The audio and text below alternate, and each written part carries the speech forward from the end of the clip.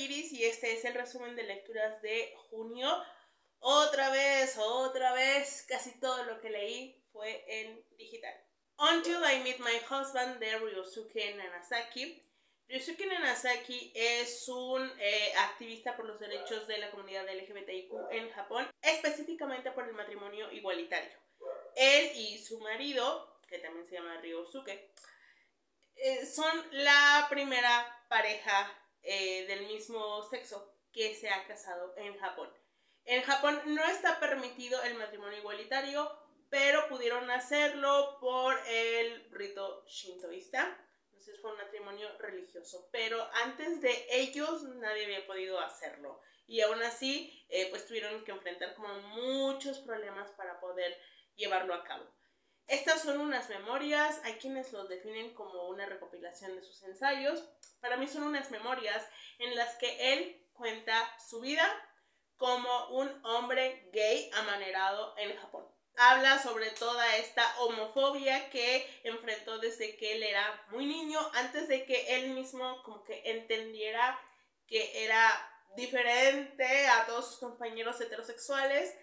Ya sus propios compañeros lo marginaban, lo llamaban, no me acuerdo, hay una palabra en específico que lo usaban como insulto hacia él. Y en las notas dice que pues una mamá de una chica trans le escribió para decirle que pues insultaban a su hija con ese término y que pues él se sentía muy triste de que hubieran pasado ya muchos años de su infancia a este momento y todavía se siguiera usando esa palabra de una manera denigrante.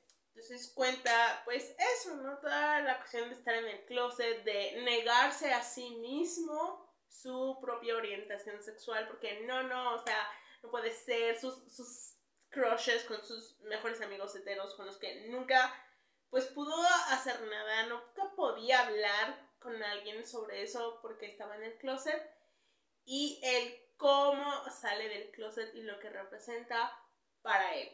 Hay un manga que adapta estas memorias, lo leí el año pasado y ahora me tocó leer el texto como tal.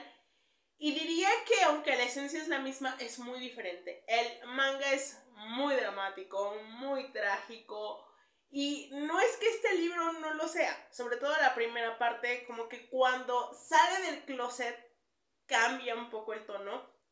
Pero es porque en el libro hay humor, hay ironía, hay esperanza, es mucho más combativo, mucho más de denuncia y también habla de cuestiones bastante más fuertes. Se ve que la mangaka censuró algunas cosas como adicciones de parejas que tuvo él y es mucho más de denuncia, de decir cómo afecta la homofobia y pues que sea una sociedad tan cerrada, cómo afecta a la salud mental de las personas dentro de la comunidad LGBTIQ en ese país.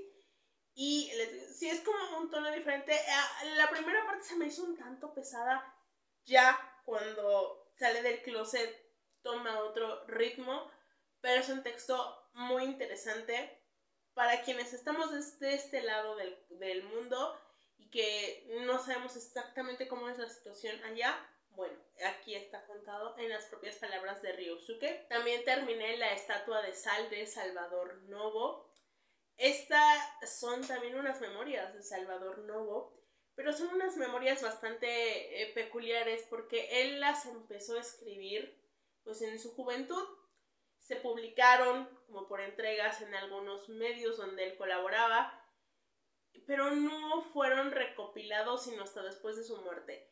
Él tenía la intención de continuar trabajando en este texto, de seguir ampliando, de abarcar más partes de su vida, porque de hecho el final se siente absolutamente abrupto, simplemente como que, no sé, por poner un ejemplo, no, pues entonces me fui a comprar cacahuates y ya, ahí se acaba todo. O sea, se siente como anticlimático, pero es por eso. Es un texto incompleto porque Salvador Novo planeaba originalmente volver a él y seguir desarrollándolo, pero pues ya no ocurrió así. Y como comentaba, fue un texto que se publicó íntegramente post-mortem, lo recopiló Monsiváis y así es como vio la luz este libro, cuyo título hace referencia pues a Sodoma y Gomorra, volver la vista atrás, Sodoma y Gomorra, ya saben, toda la cosa. El libro inicia con un prólogo muy interesante de Monsiváis, donde habla sobre cómo se veía la homosexualidad en México hace años, cómo se hacía cómo era de una manera muy diferente al extranjero, por ejemplo en Estados Unidos o en Reino Unido, con la encarcelación de Oscar Wilde y con el juicio de Oscar Wilde y las penas privativas de libertad para las personas homosexuales, cómo se veía en México, un análisis sobre todo eso, sobre las figuras.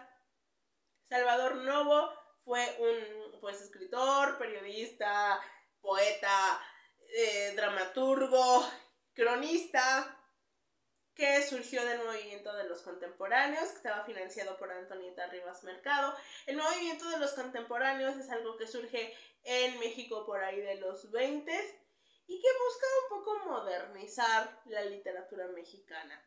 En este movimiento, que en realidad es que todos ellos trabajaban en la revista Los Contemporáneos, no era como un movimiento tan entendido como tal. Estaba Javier Villaurrutia, Gilberto Owen, entre otros, Carlos Pellicer. Y Salvador Novo en estas memorias pues cuenta cómo fue su infancia. Él era de una familia clase media. Se van un tiempo cuando está la revolución a Torreón y ahí les toca que pues balacen a uno de sus tíos. Cuando estaba leyendo este libro vi un tuit de que, o sea, ponían como las fotos de que Novo pues sí tuvo ahí como que sus coqueteos con el fascismo español, y bueno, explicaban que estaba un poco relacionado con eso, ¿no? Con su experiencia en la Revolución Mexicana. Entonces pues cuenta como pues, su vida como niño un poco mimado por su mamá, porque pues era hijo único de ese matrimonio, pero tenía muchos tíos, muchos primos, y cómo llega a ser su despertar y sus 15 años le dio vuelo a la hilacha. O sea, son cosas que uno lo ve a la distancia y dices, quizá eso no fue lo mejor, pero pues a la época y toda la cosa, ¿no? Miren, mi mejor resumen es que Salvador Novo dijo, mi pecho no es bodega, yo voy a contar todo sobre mí y sobre mis amigos. Claro que sí, las fiestas que nos echábamos, es el que le decían el paraguas por cómo lo tenía y cómo me lo eché y no sé qué. Todo eso te cuenta. Habla sobre su amistad con Javier Villaurrutia y cómo pues dice que no, pues Javier no sabía ni qué onda, pero de pronto un día como que ya supo y no sé qué. Está bueno el chisme, sobre todo cuando llega como a la adolescencia y termina con una recopilación de sus sonetos. Y cuando leí el primer soneto, la verdad sí me reí, porque empieza como todo muy solemne, muy serio y cierra de una manera bastante pícara. Los optimistas de Rebeca Mackay. Esta es una novela que me gustó mucho, pero a la vez batallé con ella. Llegué a esta novela porque creo que con No Soy Sibila vi un video de que esta autora tenía una novela que es crítica con el true crime. Me gustó todo lo que contó, así que me fui a Everand a buscarlo. Prácticamente todo lo que leí en el mes lo leí en Everand, así que les voy a dejar en la caja de descripción un link para que puedan tener 2 meses gratis en esta plataforma y puedan leer pues esto u otras cosas del catálogo que les interese. Total que me fui a Everand a buscarlo y no estaba ese libro. Creo que se llama ¿Puedo hacer una pregunta? No estoy segura. No estaba, pero estaba y me llamó la atención y dije, pues lo voy a leer. Pero me tomé mi tiempo porque la verdad es que sí está bastante intenso. Es una novela contada en 2 tiempos. El primero es en Chicago en el 85 y el otro es en Francia, específicamente París, en el 2015. En el 85 nos centramos pues en un personaje, pero también en todo su grupo de amigos, todos ellos hombres homosexuales que están viviendo un momento muy complicado y es la pandemia del SIDA y cómo está cegando la vida de ellos, de sus amigos, ¿no?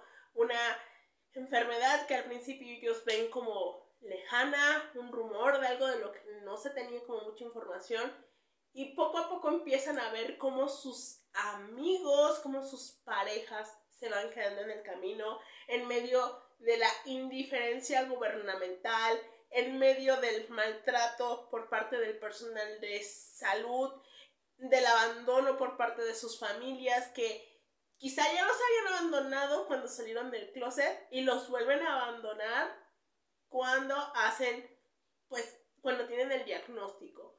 Tenemos a Yale, un hombre que pues en realidad la vida parece que le va bien, tiene un trabajo nuevo en una universidad, en una galería, y está buscando un nuevo proyecto. Su novio pues es principalmente un activista por los derechos de la comunidad y también pues un promotor del uso del condón.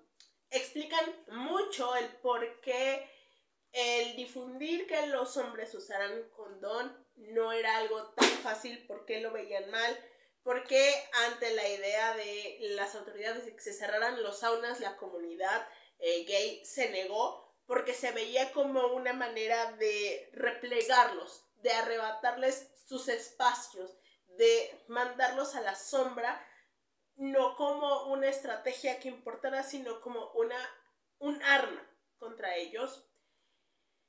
Y de pronto, de hecho el libro inicia así, cuando uno de sus mejores amigos fallece y ni siquiera pueden ir al funeral. Porque como lo vemos en el libro de Until I Meet My Husband, y aquí, o sea, el matrimonio igualitario no es solo, ¡ay! Amor es amor, y haces la ceremonia y te quiero y juntos toda la vida. No, el matrimonio brinda derechos, brinda certeza jurídica. Permite que si tu pareja está hospitalizada puedas estar a su lado, puedas tomar decisiones médicas, que tu familia no te desaloje de tu domicilio conyugal una vez que tu pareja fallezca. O sea, el matrimonio brinda mucha certeza jurídica y por eso es muy importante el matrimonio igualitario. Es un derecho. Fallece este amigo y no pueden estar en el funeral. Su familia, como que, excepto la hermana de él, Fiona, sus padres como que lo rechazan. Los médicos lo trataron de la fregada. Que era cuando el SIDA en el 85, pues todavía no había tanta información. Incluso hay un momento en el que pues pasan algunos años y está uno de ellos enfermo y dice, wow, o sea, qué diferencia, ¿no? Cuando le tocó a él, los médicos ni lo querían tocar y en cambio te toca a ti y aquí hay hasta masajes, hay terapia. El mundo avanzó en un cierto periodo de tiempo, pero los primeros años fueron sumamente complicados y esa parte fue muy dolorosa, porque hay algo que le pasa a un personaje en el que yo dije, basta, es que ya es demasiado, ya esto para mí ya roza la no por miseria. Por el amor del cielo, o sea, sí es muy importante. Habla de lucha, habla de denuncia, habla de cómo las autoridades los abandonaron y se consideraba que eso era un castigo divino para ellos y deberían simplemente aceptarlo, y tuvieron que luchar por el derecho a morir con dignidad, a que tuvieran colchones en los hospitales. Entonces esa parte la verdad es que sí fue muy dura para mí. Y la siguiente parte, que es la que ocurre en el presente, fue tan increíblemente aburrida, porque es de Fiona que intenta reconciliarse con su hija. Solo me interesó como al final, cuando termina de conectarse con la primera parte y se cierra y dices, wow, de qué maneras tan diversas el trauma de los 85 les golpeó, ¿no? Porque es un duelo constante el que todos ellos van pasando.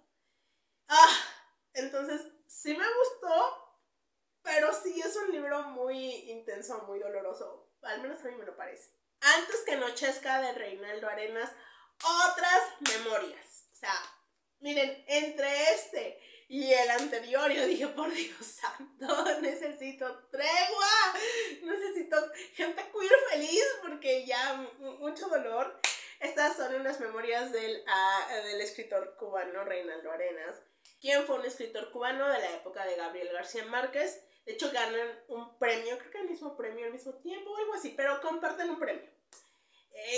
Reinaldo Arenas despreciaba a García Márquez, lo despreciaba profundamente. Ok, ¿de qué trata esto? Reinaldo Arenas era un escritor y él, pues no era muy adepto al gobierno de Castro. En realidad, como que al inicio dice que, pues, o sea, él, cuando él nace está gobernando Batista y habla sobre la pobreza. Él viene de una familia increíblemente pobre en el interior de Cuba. Y Holguín, no, después se mudan a Holguín, pero no nacen en Holguín. Y pues es como toda esta miseria, esta pobreza, esta represión bajo el gobierno de Batista. Después triunfa Castro, que me da risa porque dice, bueno, o sea, como que todo el mundo y la historia oficial dicen que fue así, pero en realidad no fue así. Fue de esta manera porque pues como que a todo el mundo nos tomó por sorpresa. Y al principio él está así como de, no, sí, Castro, el triunfo de la revolución y no sé qué.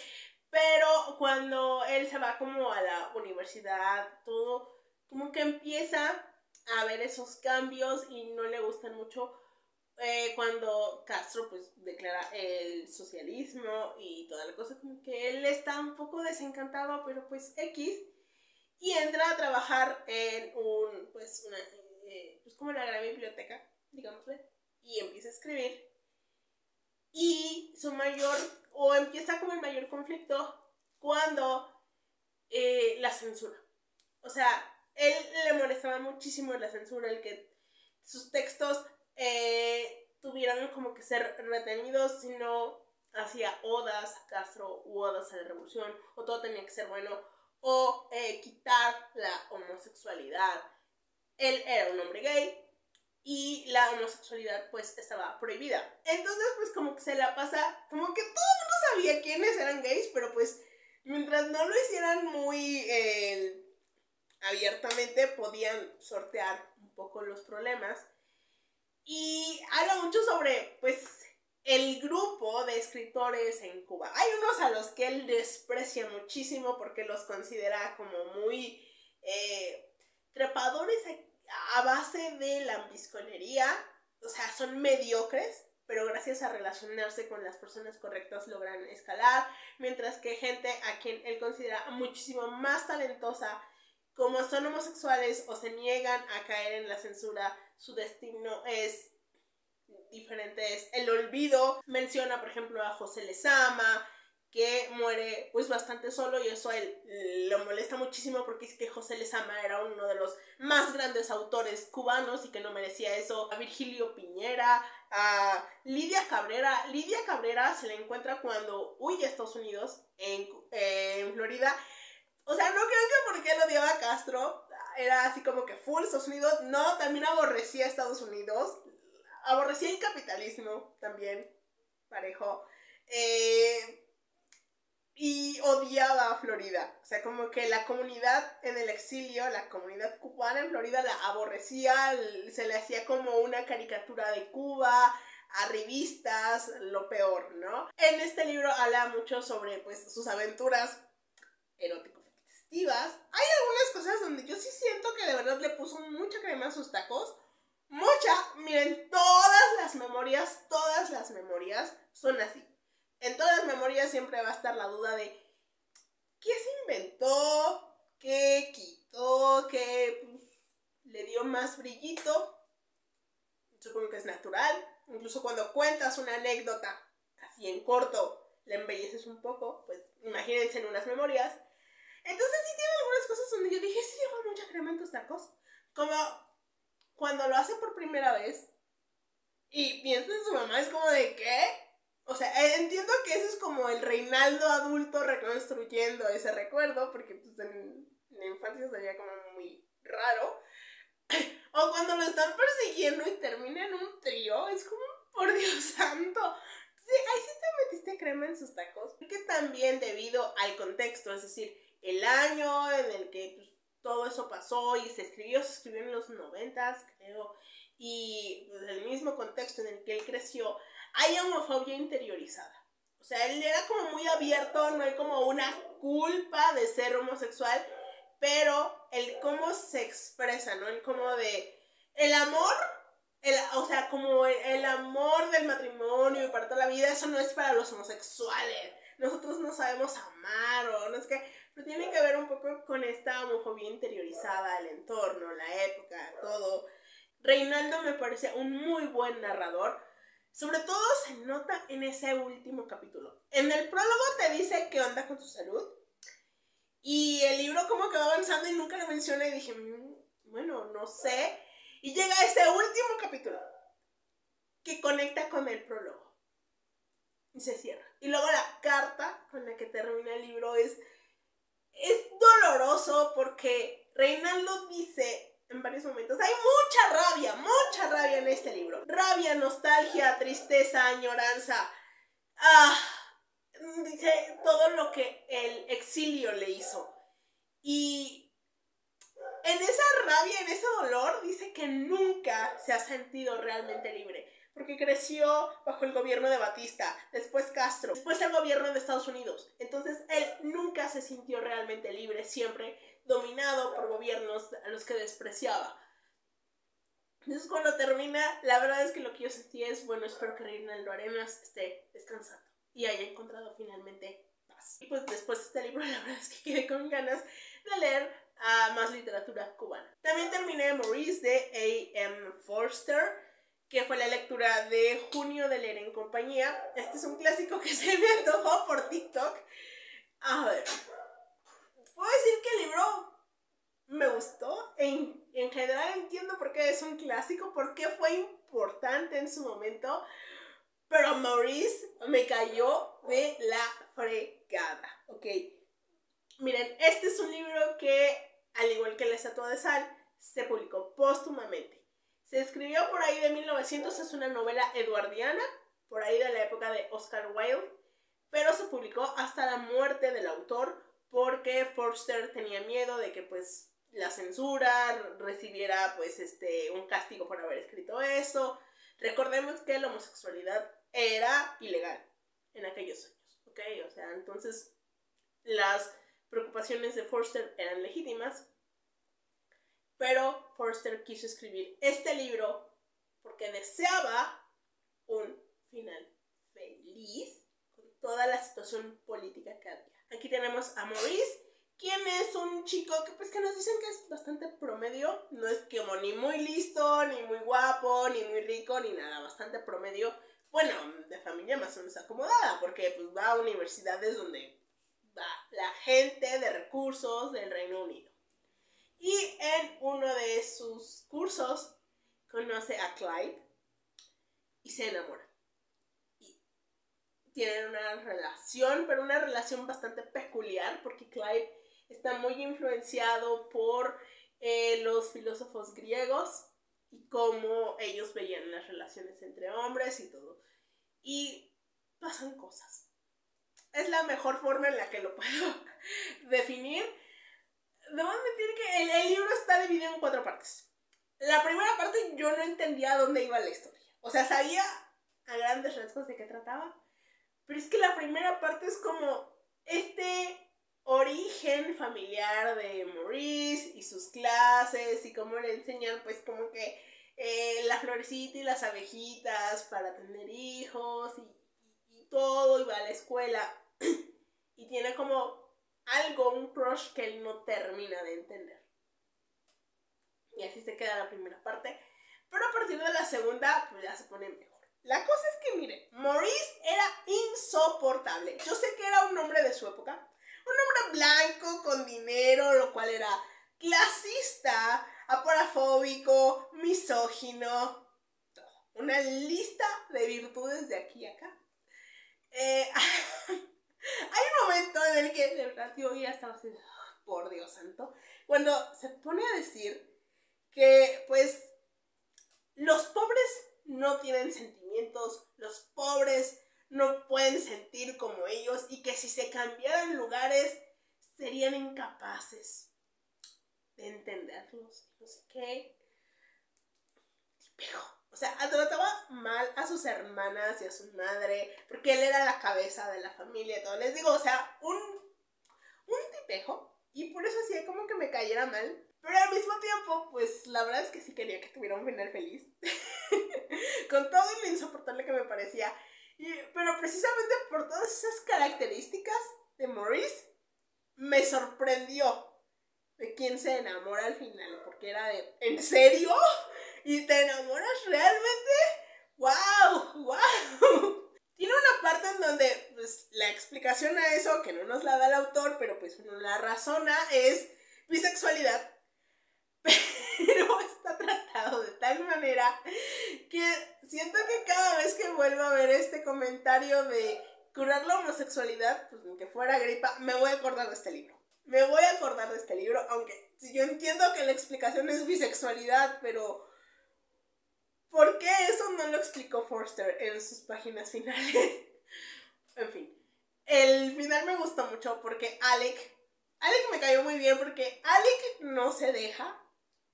Alec dice lo que tiene que decir y nadie lo va a tratar mal. Esto, bebé, eso. También terminé Casefell Compendium, volumen 1 de Midmoon. Ya comenté en un video, este lo empecé hace meses. Yo creo que por ahí de febrero, marzo, porque estaba sumamente estresada en el trabajo. No, debe haber sido por marzo. Nada me llegaba realmente, nada como que me motivaba de lecturas. Y dije, necesito algo, necesito sentir algo. Y empecé a leer esto. Midmoon es la misma autora de Erja. Y yo ya llegaba advertida de que esta es una historia pues medio turbia, que toca ciertos temas, que pues por ejemplo los protagonistas se llevan 13 años y el mayor fue en algún momento su médico, no diría su terapeuta, pero su médico, aunque lo dejan por un tiempo, pero sí fue una figura de autoridad, entonces yo ya sabía de eso. Dije, yo quiero sentir algo. Y el primer capítulo, vaya que me hizo sentir cosas, porque pues fue totalmente sorpresivo. Pero en su momento lo pausé porque ya tenía muchos libros empezados. Y luego, ahora que lo retomé en este mes, en junio, dije, lo que quiero es leerlo al mismo tiempo en inglés y en español. Lo hice y lo terminé muy rápido. Creo que es el libro en inglés que más rápido he terminado porque me enganchó. ¿De qué trata?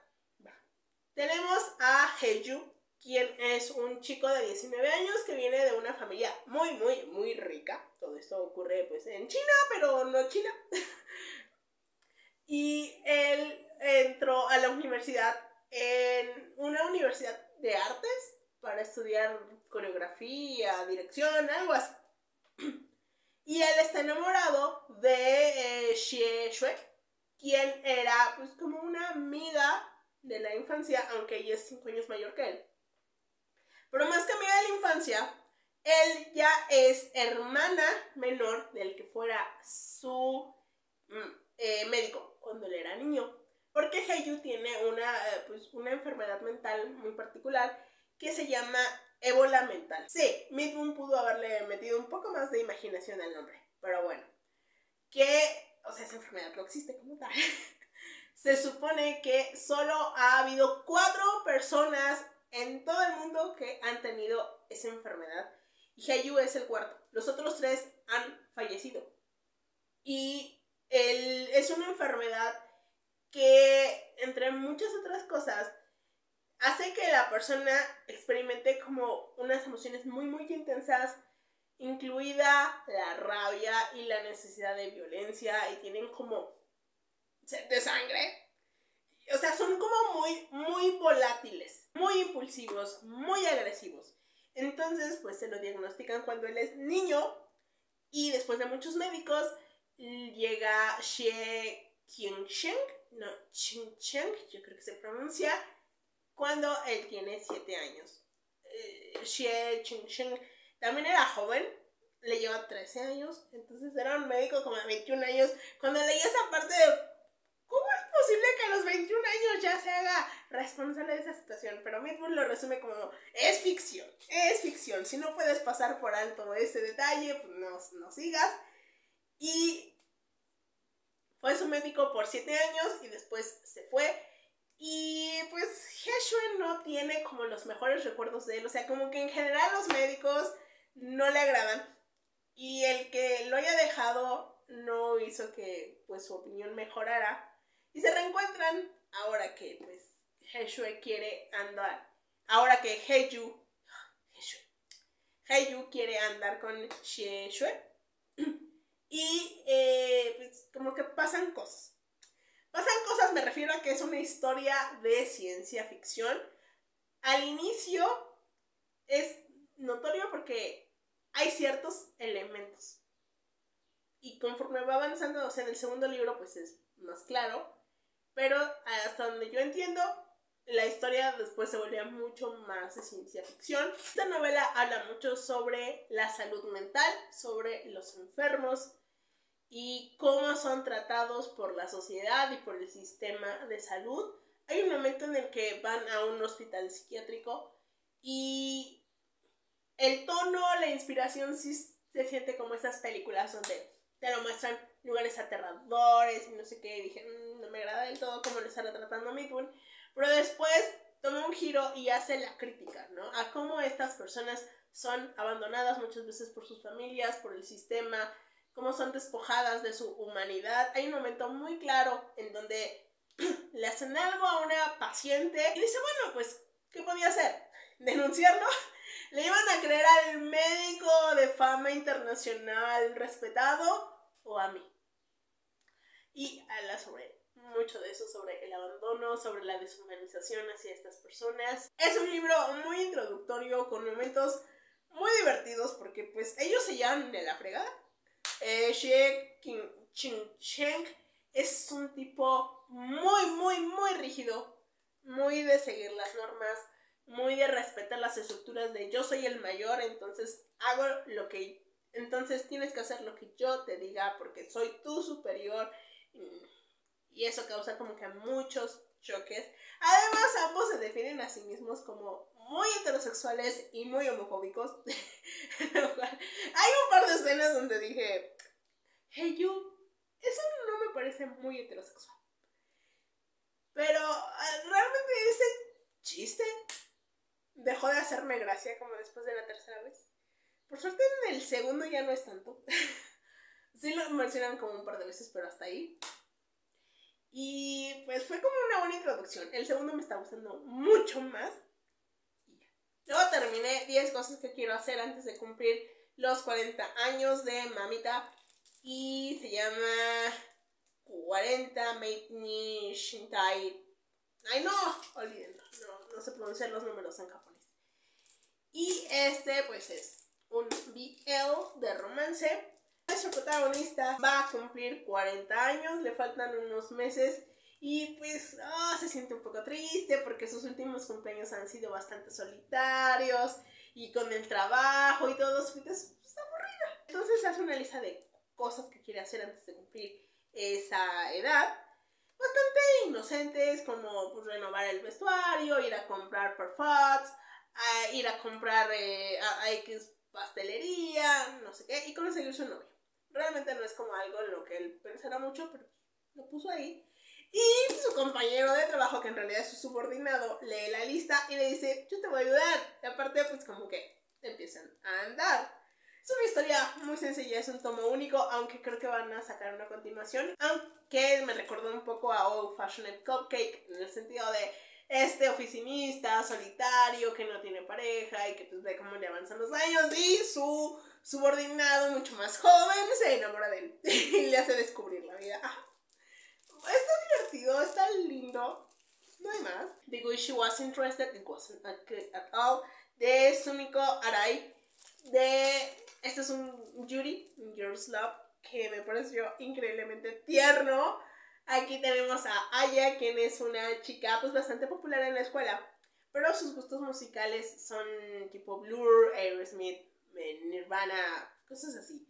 Y sus amigas no tienen los mismos gustos, entonces aunque ella no es una marginada, en realidad no tiene con quién hablar de la música que le interesa porque a ellas les gusta más como BTS o cosas así.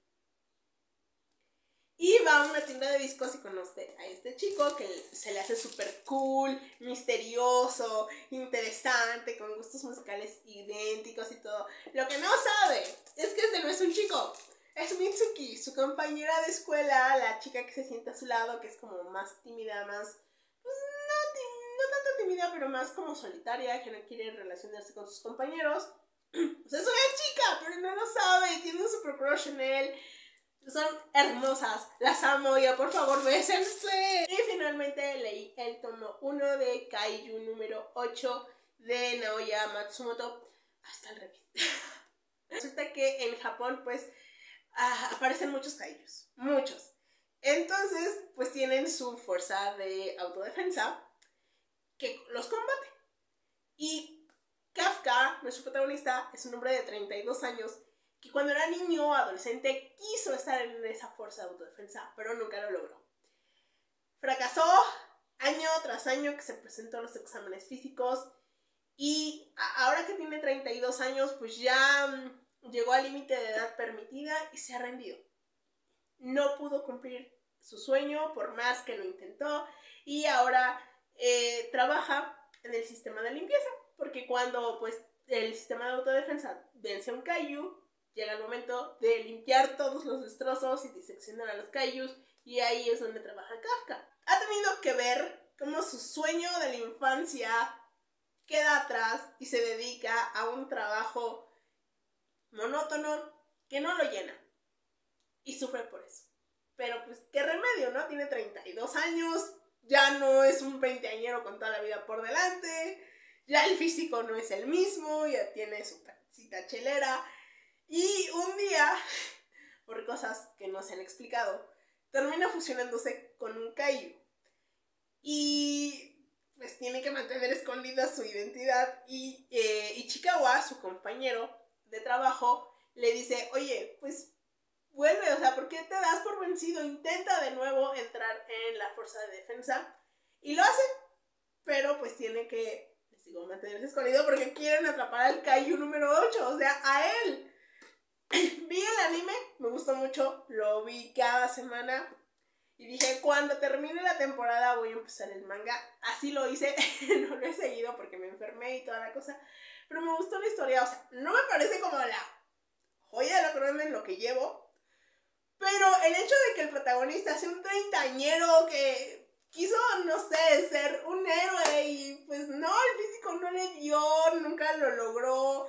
La chica que le gusta, con la que era su amiga de la infancia, no solo sí logró ese sueño, sino que es la comandante, la más famosa, y él solo la ve así como a lo lejos de, ay, yo quise estar a tu lado. Es uno de los nuestros, es como un millennial. Sí. Entonces, todo eso me gustó. Es una historia bastante divertida. El fandom, pues, no me agrada del todo, pero la historia sí. Ya, eso fue todo. Me extendí demasiado, ni modo. Espero que este video les haya gustado. Muchas gracias por verlo y ojalá me acompañen en el siguiente video. Adiós.